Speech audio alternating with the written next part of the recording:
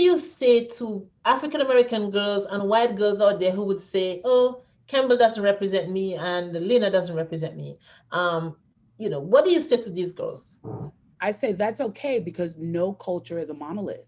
That's right. That's the thing that we have to start recognizing, that no culture is a monolith. So if Lena doesn't represent you, then that's great. That means you also could use some intel in her lived experience. If Campbell doesn't represent you, that's great. That means you could also use some intel into her lived experience. And just because you're white doesn't mean you're going to connect to Campbell, and just because you're black doesn't, like she told the story of this young girl who is a suburban white girl who connected to Lashonda, who's a black girl in an urban community. And so you don't have to have a stereotypical connection.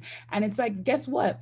Black people not being a monolith, someone who has had an upper class black lived experience where they probably have family members who are in the Divine Nine and they went to Jack and Jill as a child, they also need to nurture some empathy in their soul for a character like Lena.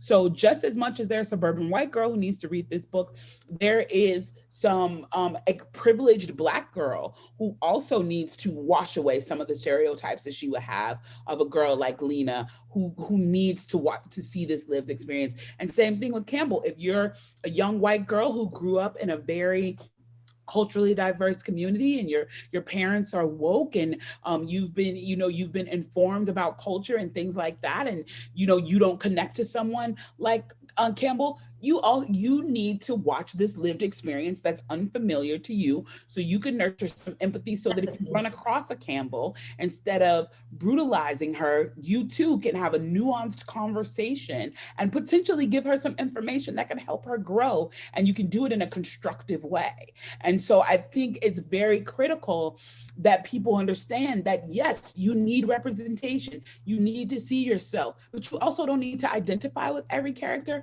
But it is good if you are able to process every character. Mhm. Yeah, I I love like it. that. I would also say the bookshelf is infinite. Our dear friend Brianna McDaniel, who's a picture book author, says that the bookshelf is infinite. There is space on it for all of the stories, for the Campbells and the Lenas. By the way, the two girls in our second book are nothing like Campbell and Lena. This is at a suburban high school, in fact, a more diverse setting. So the bookshelf has room for all of the different stories. And I hope that we are choosing to expose ourselves not only to the ones that reflect our own experience most closely, but also to the ones that really don't reflect our own experience more closely. Yeah.